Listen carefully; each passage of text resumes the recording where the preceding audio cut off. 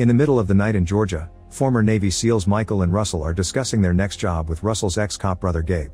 They must steal a safe deposit box from a bank containing important information related to a Jewish-Russian mafia boss, and they agree they'll need the help from corrupt cops.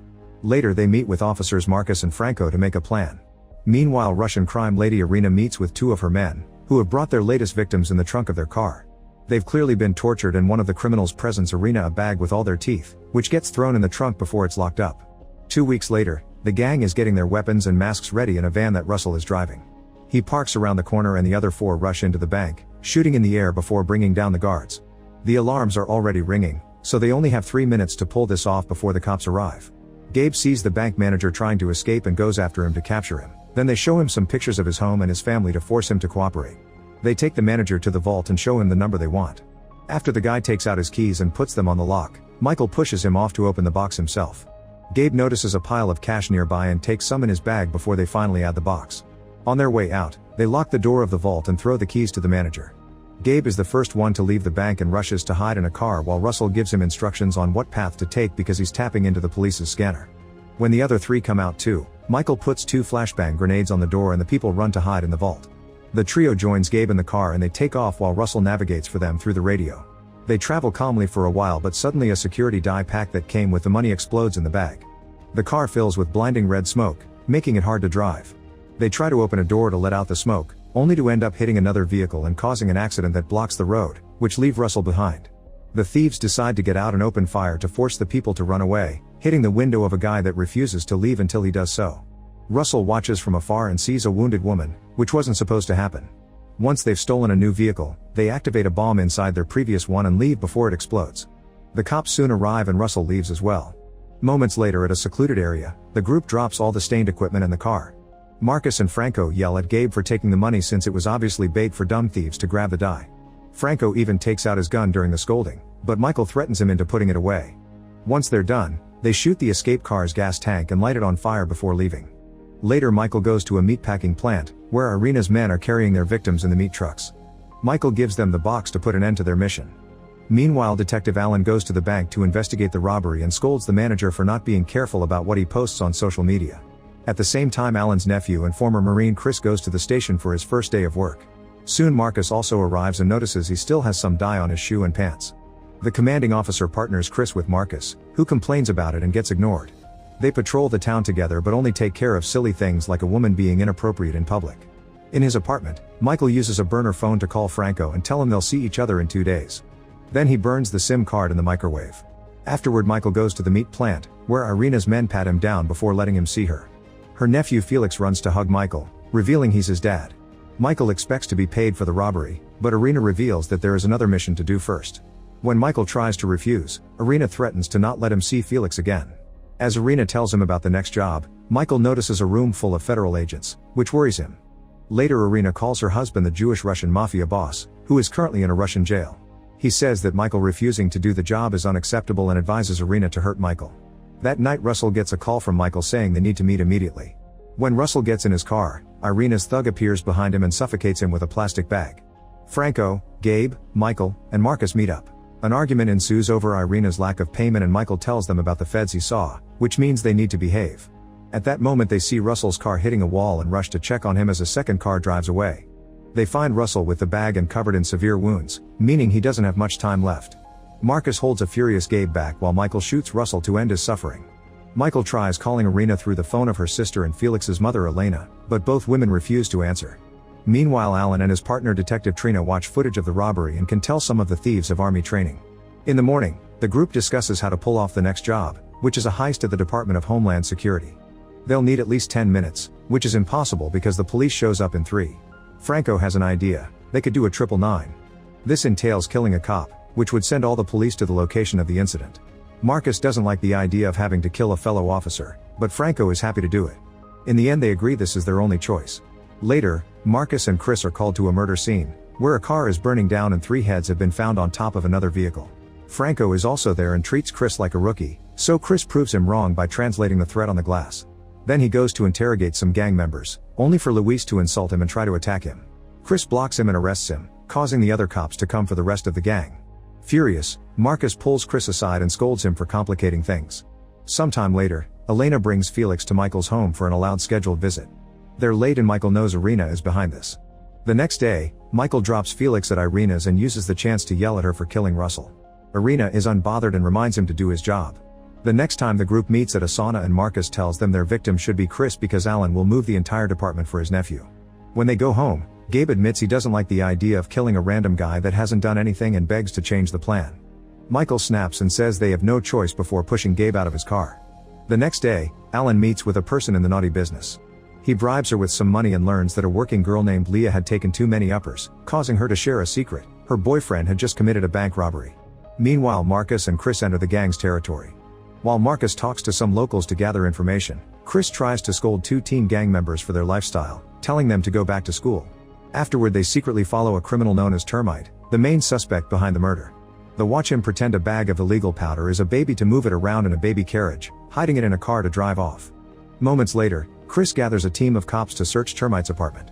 Before they can enter, Termite opens fire at them from the window, so the officers fire back before taking the stairs. As soon as they break the door down, Termite fires at them again before running into another room to avoid being shot back. As more cops surround the building, the team searches the apartment and find Termite's baby on a bed. Then they open the closet and find a hole in the wall that takes them to the neighboring apartment, where Termite keeps all his security cameras and illegal goods. He isn't around, so the team goes downstairs, where Termite shoots at them again before running away. The cops start chasing after Termite, but as they run through the streets, other gang members like Luis fire at them to help their friend. This allows Termite to hide in a car and open fire as well. A gunfight ensues with car windows breaking all over the place. Some cops manage to force a few gang members into running, so they chase after them while Chris and Marcus continue to exchange fire with Termite. Suddenly a gun falls with no bullets, so Chris comes out of hiding, but this is a trick from Termite, who has a second gun. Chris quickly gets shot and Termite manages to escape. Marcus runs to check on Chris, who is fine thanks to the bulletproof vest. Afterward, Marcus goes after Termite, losing time when he gets stuck in a fence. When he's feeling better, Chris moves too and finds Marcus and Termite fighting over a gun. Chris waits for an opening and shoots Termite in the head. Then Marcus shoots Termite again out of frustration. Termite's death triggers a riot in town, so more cops have to come and arrest a bunch of gang members. Meanwhile, Michael is at a restaurant with Irina, expecting to see Felix. However, Irina says Felix isn't coming and hands Michael her phone. Elena and Felix are on the beaches of Tel Aviv and Michael barely gets to talk to them before the call ends. Irina did this on purpose to remind him who is in control. She gives him important details about the Department of Homeland Security building and mentions they have 24 hours to finish the job. Depending how well the job goes will dictate how long Felix will be away on vacation. In the meantime, Gabe is so depressed over his brother's death that he keeps making his addiction worse with Leah's company. Later, Chris and Marcus are at a naughty club with other officers when they're suddenly approached by Gabe, who asks to talk to Marcus. At first, Marcus plays along and takes him outside, but then he furiously pushes Gabe down some steps and punches him as he scolds him for approaching him in front of other cops. Gabe tries to complain about the plan again, remembering the Marcus he used to work with and pointing out he wouldn't kill an innocent cop either. Furious over hearing the truth, Marcus repeatedly punches him again. At that moment, a suspicious Chris and another cop come out, so Gabe asks if that's him, but Marcus forces him to leave. When Chris demands an explanation, Marcus says it was just a source he used to get info from. In the meantime, Alan follows the intel to search Leah's house and even consumes some of the powder he finds there. Fingerprints allows them to find Gabe on the system, learning he was a cop for 3 years before he was dismissed for questionable shooting. Later, Alan sets up a fake dealer to catch Leah when she tries to buy more uppers. He takes her to his car and consumes her powder until Leah shares information about Gabe. Soon Gabe is followed by Trina, who finds him parking at Chris's house. She informs Alan of this and he immediately calls for backup. Hearing the police sirens, Gabe jumps over a fence to escape. Alan rushes to check on Chris and his family, showing them a picture of Gabe to see if they know him. At that moment, Alan gets a call with more information. Gabe had a brother called Russell who worked with someone named Michael as private military contractors. They were suspected of arms smuggling with the Russian mafia, but the case was dropped after 4 witnesses went missing. The arms smuggling connects the guys to Irina, and Alan's captain wants them to go after her. Eventually, Franco calls Michael to ask him to do something about Gabe because he's under surveillance. Moments later, Gabe is hiding in a hotel and receives a picture of Leah wounded and tied up. He calls the number and discovers Michael has kidnapped her. Michael threatens to kill Leah if Gabe doesn't disappear immediately. Once a terrified Gabe promises to leave town, Michael hangs up and throws the phone in the toilet before leaving. The next day, Alan learns from Trina and the other cops that Gabe has disappeared, Michael hasn't been at his apartment in days, and that the courts denied their warrant for surveillance against Irina. This causes him to snap at them, demanding better results. Sometime later, Franco and Michael wait in a van outside the Homeland Security offices. Meanwhile, Marcus takes Chris to an abandoned building supposedly to meet with an informant. The place is really dark, and when Chris searches a room, he loses sight of Marcus. Chris goes looking for his partner at the same time that Luis enters the building with a gun. In another room, Marcus has a breakdown over his guilt. Chris keeps on searching and suddenly finds Gabe, who tries to explain the plan, but Chris keeps yelling at him to put the gun down. At that moment, Luis finds them and Gabe warns Chris, who moves away to hide right before Luis opens fire. After shooting a bunch of bullets, Luis escapes by jumping through a window. Chris comes out and discovers Gabe has been shot on the neck, so he calls for backup before yelling to get Marcus' attention. Marcus soon arrives and realizes what happened, so he gets his gun ready to kill them both. Gabe sees this and opens fire too, causing Marcus and Gabe to shoot each other at the same time. Chris opens fire to finish killing Gabe and checks on Marcus, who doesn't have much time left. Then Chris calls the station again, announcing a 999. Soon Michael and Franco hear the 999 on the police scanner and proceed with the plan. They move the van to the entrance and shoot the guard as soon as he tries to stop them. Then they tie him to the railing and get inside, thanks to the password Irina had told them. The duo moves through the window, knocking out 2 more guards with electric shotgun shells. They also tie these men up and even get ready some explosives. Meanwhile, Alan learns Chris called with a 999 and thinks he's in danger, so he makes the entire station move and drives like a maniac on his way to the scene. Eventually he receives a call about the robbery at home security, but he thinks Chris is his priority and continues to drive like crazy, hitting other cars in the process. Since the call keeps coming, Alan sends a small team to the robbery. Back to Michael and Franco, they've put the explosives on the guards' bodies and use them as shields so they can move through the building. The other guards see them but can't react because just one bullet could trigger the explosives. The duo forces the other guards to cooperate, and to prove they're serious, they blow up one of their hostages' leg. Terrified, a guard explains they can't help because the vault is on a time lock they can't override. The duo decides to use explosives on the door and manage to get inside. While Michael opens the safe they need with a blowtorch, Franco hears on the radio that a call has been sent out for them, meaning they have 7 minutes to finish this. Luckily the safe opens fast and the duo get what they need before rushing out of the building with their hostages.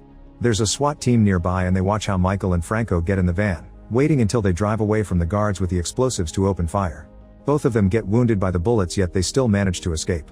As a cover, Franco calls his boss and says he's heard about the 999, so he'll be there soon. At the abandoned building, a helicopter arrives to take Marcus to the hospital. After hitting more cars with his own, Alan arrives and immediately checks on his nephew. He hears the whole story and learns that a SWAT team has Luis surrounded. Chris also shares that he had seen Gabe at the bar some days ago. Soon Franco arrives to help with the investigation and Alan notices he's limping, which makes him suspicious. In the evening, Michael meets Irina and gives her the stolen box, which she opens with a stolen key from the bank. Then Michael demands to see his son and yells at her, causing her guards to react. He immediately punches a man down and checks the car, only to find it empty. The other guard comes to knock him down, and after stepping on his hand, the guy shoots a gun near his ear, temporarily deafening him. Irina admits she really wants to kill Michael, but Elena and Felix would never forgive her. She asks him to take the money and leave, forbidding him from seeing Felix again. Michael brought a gift for the boy, so Irina at least agrees to give it to Felix as a goodbye present from his dad. After she and her men drive away, Michael activates the last explosive, which turns out to be hidden in the toy and makes Irina's car explode. When he drives away, he passes by the burning car to check everyone is dead. At the hospital, a fellow cop tells Chris that Luis was killed by SWAT. Chris goes to the morgue to check Luis' belongings and finds a note with the abandoned building's address and a time, concluding Luis had been there to kill Chris. Moments later, Michael is pulled over by a cop, but it's just Franco. Michael confirms Irina finally paid them and Franco explains Marcus is alive, but he promises to kill him like he killed Leah. Suddenly Franco takes out his gun and shoots Michael 3 times, killing him and taking all the money for himself. The next day, Chris goes to the gang's neighborhood and asks around to learn Marcus was seen talking to Luis on the day he was shot. Afterward, Chris goes to see Alan and theorizes that Marcus set him up to be killed. Alan agrees, but they lack proof, so they can't do much. Later, Alan gets a call saying they've found Leah's body and he tells Chris, sharing his new theory. The 4th guy is a corrupt cop who is getting rid of the evidence. Next, Alan calls Trina and makes her check the records to see which officer found Leah's body. Meanwhile, Chris visits an unconscious Marcus in the hospital just to insult him. At that moment, Franco comes in and tells Chris they still need a full statement at the precinct. The duo gets in the elevator and Chris gets a call from Alan, who tells him Franco is dirty. Chris pretends it's his wife and quickly hangs up. When they get to the parking lot, they split to get to their cars. As soon as Franco gets in, he sees a tie hanging around the mirror and Alan on the backseat. Both men pull their guns out and shoot at the same time. Franco immediately dies and Alan is heavily wounded. Chris hears the shots and makes a call while Alan smokes a cigarette, leaving it up to interpretation if he bleeds out or not. Make sure to subscribe and turn on notifications so you can watch more videos like this. Thanks for watching.